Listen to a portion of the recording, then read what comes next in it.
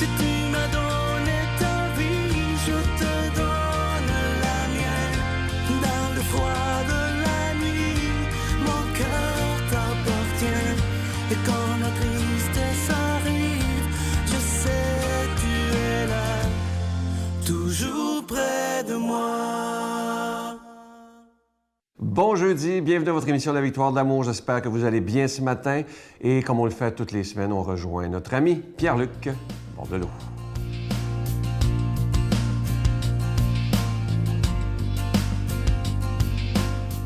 Bon matin de Dieu à vous, très heureux de vous retrouver en ce jeudi matin où on réfléchit sur le donneur de sens qu'on peut être. Et mon objectif, c'est toujours le même, d'ailleurs je m'active là-dedans, c'est d'être alerte aux dons de sens qui existent dans le monde. Je vais dire ça comme ça ce matin. Êtes-vous alerte? Il y a des gens qui disent des choses. Il y a des gens qui vous montrent des façons d'être, de vivre. Et je ne suis pas sûr qu'on a toujours les antennes déployées pour capter ce genre de choses-là, capter les signaux et les dons de sens. Je vais m'expliquer un peu plus. Puis je vais aller dans un milieu où des fois vous vous dites « Mais voyons, il n'y a rien à apprendre de ça. » Vous écoutez des films, des téléséries, des capsules web sur Facebook ou ailleurs. Vous lisez des livres. Est-ce que vous filtrez et retenez les dons de sens qui vous ont offerts là-dedans?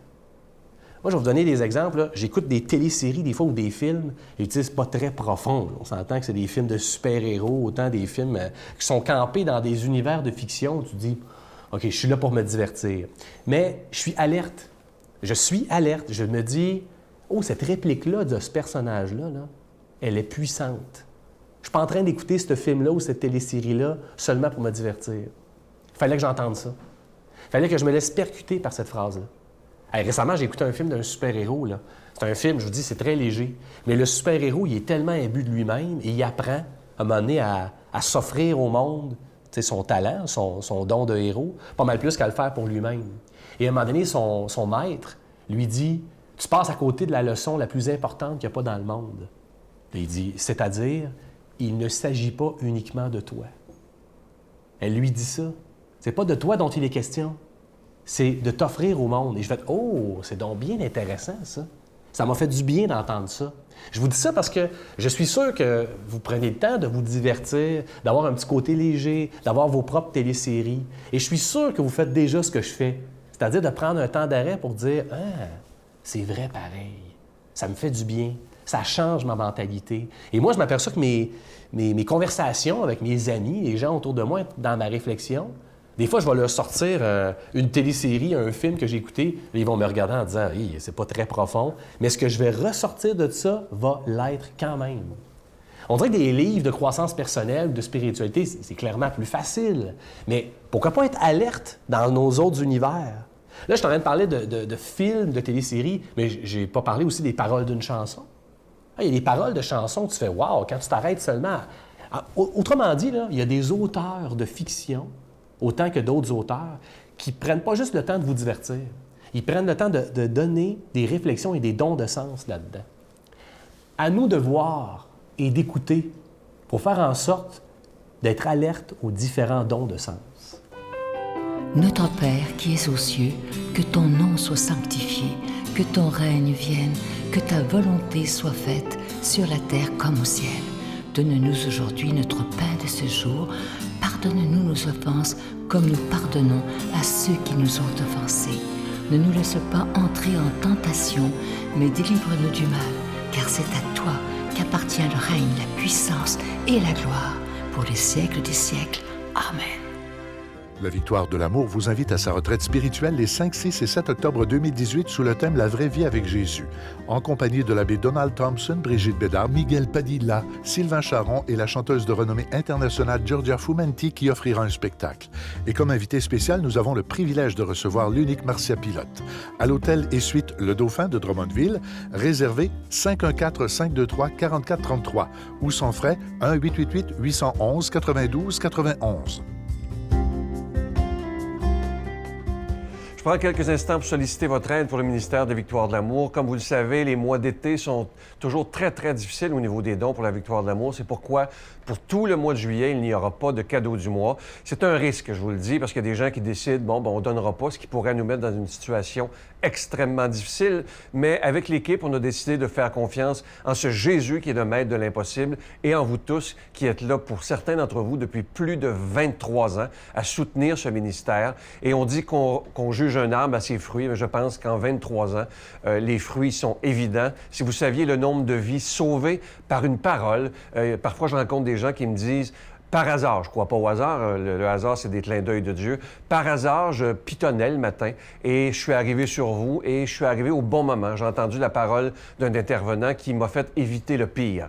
Et moi, je pense que dans notre monde d'aujourd'hui, on doit de plus en plus parler d'espérance parce qu'on est rempli de mauvaises nouvelles, mais Jésus nous en propose une bonne. Alors, tout ce que j'ai le goût de vous dire, est-ce qu'on ne pourrait pas donner pour ce mois de juillet simplement par amour pour le Seigneur? Je vous donne l'adresse, la Victoire de l'Amour, casier postal 120, succursale Boucherville à Boucherville, le J4B 5E6, je vous la redonne, la Victoire de l'Amour, casier postal 120, succursale Boucherville à Boucherville, le J4B 5E6. Également par téléphone, par carte de crédit du lundi au jeudi de 8h à 17h dans le 514-523-4433, 523-4433 ou sans frais le 1-888-811-9291, 1-888-811-9291 et notre site Internet, le www.lavictoiredelamour.org.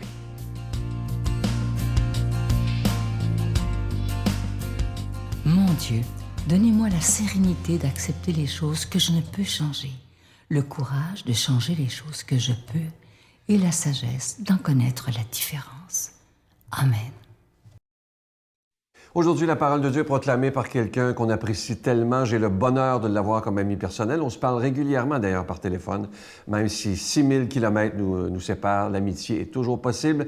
On le rejoint immédiatement, directement de Paris, le Père Michel Marie.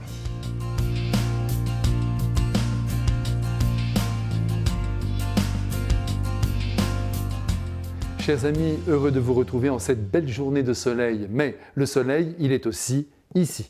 Évangile de Jésus-Christ selon saint Matthieu. En ce temps-là, Jésus monta en barque et refit la traversée. Il alla dans sa ville de Capharnaüm. Et voici qu'on lui présenta un paralysé couché sur une civière.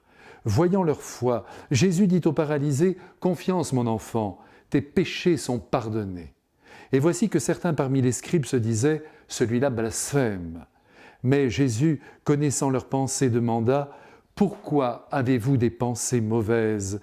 En effet, qu'est-ce qui est le plus facile? Dire « Tes péchés sont pardonnés » ou bien dire « Lève-toi et marche ». Eh bien, pour que vous sachiez que le Fils de l'homme a le pouvoir sur la terre de pardonner les péchés, Jésus s'adressa alors au paralysé « Lève-toi, prends ta civière et rentre dans ta maison. » Il se leva et rentra dans sa maison. Voyant cela, les foules furent saisies de crainte et rendirent gloire à Dieu qui a donné un tel pouvoir aux hommes. Comme nous le savons tous, Jésus avait l'habitude de se rendre à Capharnaüm, sans doute pour rejoindre la maison de Pierre. Et nous en sommes heureux pour lui, lui qui d'habitude n'a pas une pierre pour reposer sa tête. Et oui, le Christ, bien que divin, a besoin aussi de repos. Son humanité n'échappe pas à la fatigue, comme la nôtre d'ailleurs, qui est de la même composition. Nous le retrouvons donc avec ses disciples dans cette ville, qui en effet est un vrai Capharnaüm. La nouvelle de son arrivée dans cette cité se répand comme une poignée de poudre, et chacun vient lui présenter son malade, son paralysé, son possédé. Que voulez-vous, la réputation de Jésus le précède toujours. Et les plus pauvres des hommes ne s'y trompent pas. Ils perçoivent déjà qu'il y a en lui la source de leur salut et la possibilité d'atteindre par lui un véritable bonheur humain. Le récit semble ici incomplet. Derrière ce paralysé se cache apparemment cet homme que des amis firent passer par le toit de la maison. Vous vous souvenez de cette histoire ?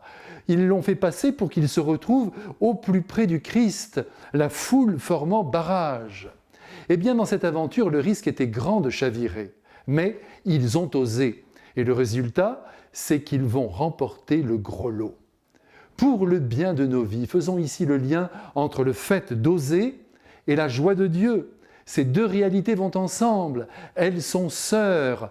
Vous savez, les prudents, les effrayés de naissance, ceux qui restent en bord de trottoir et ne traversent jamais, autant dire les ennemis du risque, conduisent des vies ternes et sans saveur, qu'on se le dise, des demi-vies qui ne seront jamais source de fécondité et de bonheur. Quel que soit notre tempérament, notre caractère, il s'agit pour chacun de nous de grandir en courage et en liberté intérieure et d'oser affronter la vie sans peur et sans inhibition. Il y a déjà plusieurs années, vous savez, à la lumière du geste du père Kolb, qui à Auschwitz, comme chacun le sait, sortit des rangs pour prendre la place d'un père de famille, je me suis forgé une petite phrase qui m'a toujours suivi et qui pourrait bien vous servir aussi. Écoutez-la, le mouvement de l'amour, c'est de s'avancer. Oui, de s'avancer vers Dieu, sans crainte, par pitié, car il est un bon Père. De s'avancer vers les autres, sans peur, sans timidité. Mais quoi? Que peut-il donc nous arriver? Rien! En revanche, si l'on ne s'avance pas, rien ne se passera dans notre vie. Aucune rencontre, aucune surprise ne viendra l'embellir. C'est dire que l'élan vital ne doit pas sommeiller en nous. Il doit jaillir sur nos gestes, sur l'intonation de notre voix, sur notre sourire, sur notre façon de marcher, qui doit être vigoureuse. Quand notre corps sera dans la tombe, caché dans l'obscurité sous une dalle de granit, tout mouvement sera rendu impossible. Alors, avant d'en arriver là, risquons donc notre vie et épousons-la dans la joie. À force de lire l'Évangile, je me rends compte que le Christ a mis au monde une église de marcheurs, une église de nomades. Sinon, eh bien, comment d'ailleurs l'Évangile se serait répandu? À présent, bien sûr, tout est organisé autour de nous. Paroisses, mouvements, et le Christ, bien sûr, bénit ces entreprises. Mais il ne faut pas pour autant oublier que la sédentarité peut être une plaie bloquant le processus du progrès. Allez, essayons de ne pas nous empâter, de ne pas nous scléroser et réjouissons-nous pour le paralysé de ce jour qui est reparti à la maison de par la volonté du Christ sur ses deux jambes. Si cet homme n'avait pas donné la preuve de son courage en acceptant de descendre du toit couché sur son grabat, s'il n'avait pas montré ainsi son désir de sortir de sa condition de malade, la guérison et en passant le pardon de ses péchés ne serait pas advenue. Il a fallu aussi le courage de 4 hommes courageux pour mettre au point ce plan risqué. Jésus, Dieu incarné, a salué leur foi, pourvu qu'un jour il salue aussi la nôtre, lui qui nous encourage par sa présence et sa voix à vivre à fond notre vie humaine, c'est-à-dire en la risquant. Pour ce faire, nous avons vraiment besoin de sa bénédiction, et la voici, au nom du Père, et du Fils, et du Saint-Esprit. Amen. Je vous salue Marie, pleine de grâce. Le Seigneur est avec vous. Vous êtes bénie entre toutes les femmes, et Jésus, le fruit de vos entrailles, est béni. Sainte Marie, Mère de Dieu, priez pour nous pauvres pécheurs, maintenant et à l'heure de notre mort. Amen.